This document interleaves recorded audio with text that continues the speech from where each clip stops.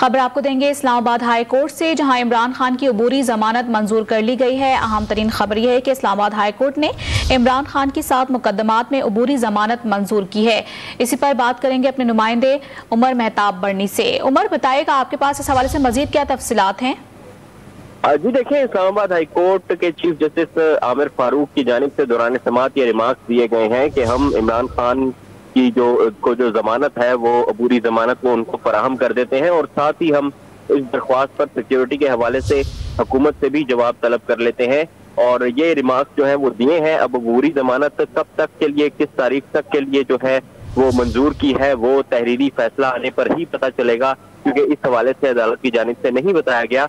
आज जब समाअत शुरू हुई तो वकील सलमान सफदर जो थे उनकी जानिब से मौक़िफ़ अपनाया गया कि रजिस्ट्रार ऑफिस की जानिब से बायोमेट्रिक का एतराज लगाया गया है। उम्र 60 साल से जायद हो जाए तो मुश्किल होता है, जिस पर चीफ जस्टिस आमिर फारूक ने जवाब दिया कि 60 साल बाद क्या अंगूठे के निशान गायब हो जाते हैं।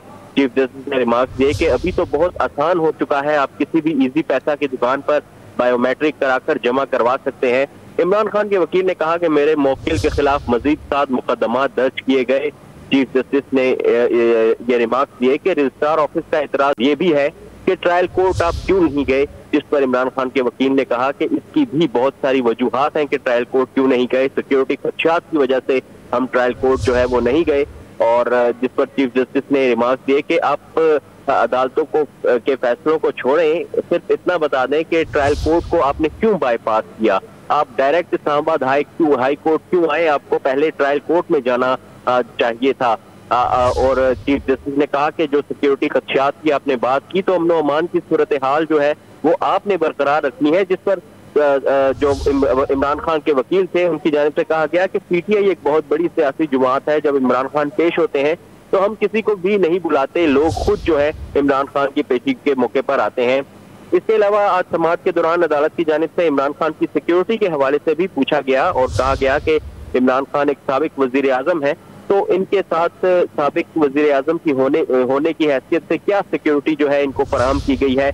जिस पर जो वकील थे इमरान खान के, उन्होंने कहा कि इमरान खान से जो उनकी सिक्योरिटी थी वो वापस ले ली गई और फिर जो है उनकी जो तमाम तर जो सूरत हाल पेश आई जुडिशल कॉम्प्लेक्स वाली, वो भी उससे पहले ही उनकी सिक्योरिटी जो है वो वापस ले ली गई थी।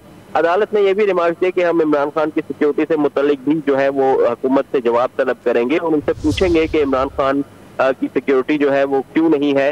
अभी अदालत की जानिब से जो है ये शॉर्ट ऑर्डर भी जो है वो सुनाया नहीं गया था, सिर्फ ये रिमार्क्स ही दिए गए थे कि हम आपको जो है पूरी जमानत ग्रांट कर देते हैं।